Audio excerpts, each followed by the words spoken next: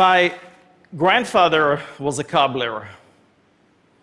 Back in the day, he made custom-made shoes. I never got to meet him. He perished in the Holocaust. But I did inherit his love for making, except that it doesn't exist that much anymore. You see, while the Industrial Revolution did a great deal to improve humanity, it eradicated the very skill that my grandfather loved, and it atrophied craftsmanship as we know it. But all of that is about to change with 3D printing, and it all started with this, the very first part that was ever printed. It's a little older than Ted. It was printed in 1983 by Chuck Hall, who invented 3D printing.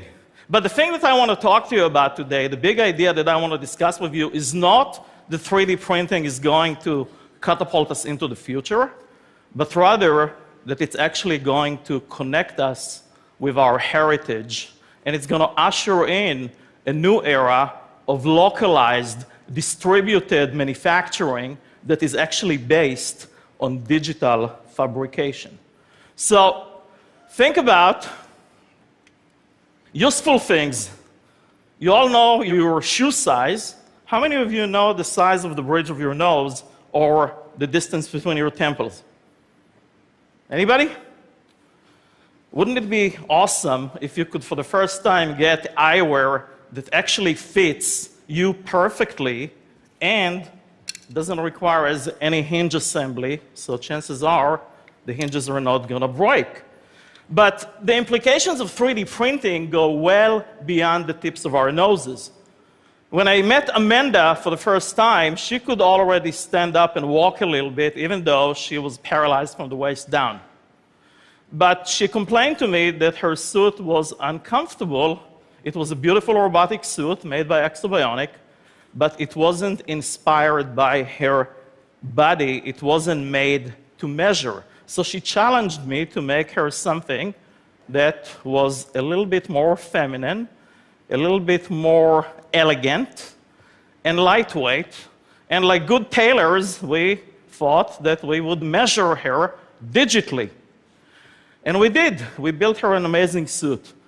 The incredible part about what I learned from Amanda is a lot of us are looking at 3D printing, and we say to ourselves, it's going to replace traditional methods. Amanda looked at it and she said, it's an opportunity for me to reclaim my symmetry and to embrace my authenticity. And you know what? She's not standing still. She now wants to walk in high heels. It doesn't stop there. 3D printing is changing personalized medical device as we know it, from new, beautiful, conformal, ventilated scoliosis braces to millions of dental restorations and to beautiful bracings for amputees. Another opportunity to emotionally reconnect with your symmetry.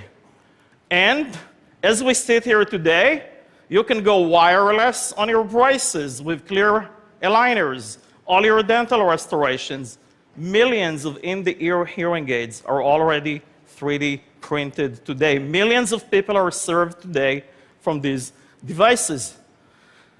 What about full knee replacements? From your data made to measure, where all of the tools and guides are 3D printed. GE is using 3D printing to make the next generation LEAP engine that will save fuel to the tune of about 15% and cost for an airline of about $14 million. Good for GE, right? And their customers and the environment. But you know, the even better news is that this technology is no longer reserved for deep-pocketed corporations. Planetary Resources, a startup for space explorations, is going to put its first space probe later this year. It weighs a fraction of a NASA spaceship.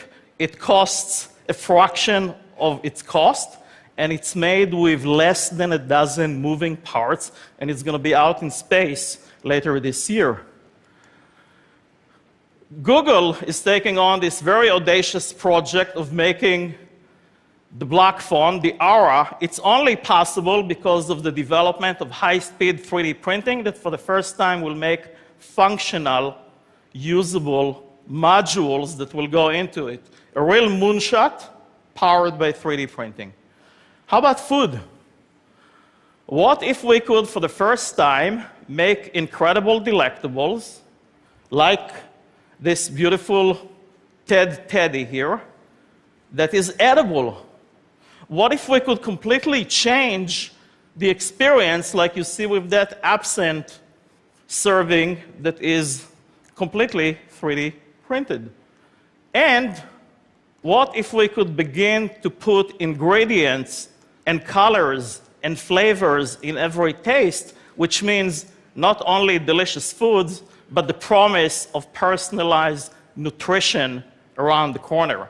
And that gets me to one of the biggest deals about 3D printing. With 3D printing, complexity is free. The printer doesn't care if it makes the most rudimentary shape or the most complex shape. And that is completely turning design and manufacturing on its head as we know it. Many people think that 3D printing will be the end of manufacturing as we know it. I think that it's the opportunity to put tomorrow's technology in the hands of youngsters that will create endless abundance of job opportunities.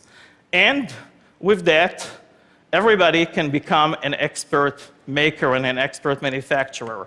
That will take new tools. Not everybody knows how to use CAD, so we're developing haptics, perceptual devices that will allow you to touch and feel your designs as if you play with digital clay. When you do things like that, and we also develop things that take physical photographs that are instantly printable, it will make it easier to create content, but with all of the unimagined, we will also have the unintended, like democratized counterfeiting and ubiquitous illegal possession. So many people ask me, will we have a 3D printer in every home? I think it's the wrong question to ask. The right question to ask is, how will 3D printing change my life? Or in other words, what room in my house will 3D printing fit in?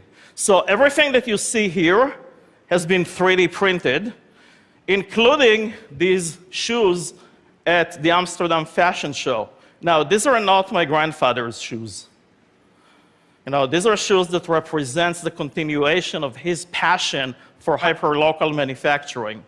My grandfather didn't get to see Nike printing cleats for the recent Super Bowl, which I think is kind of serendipitous.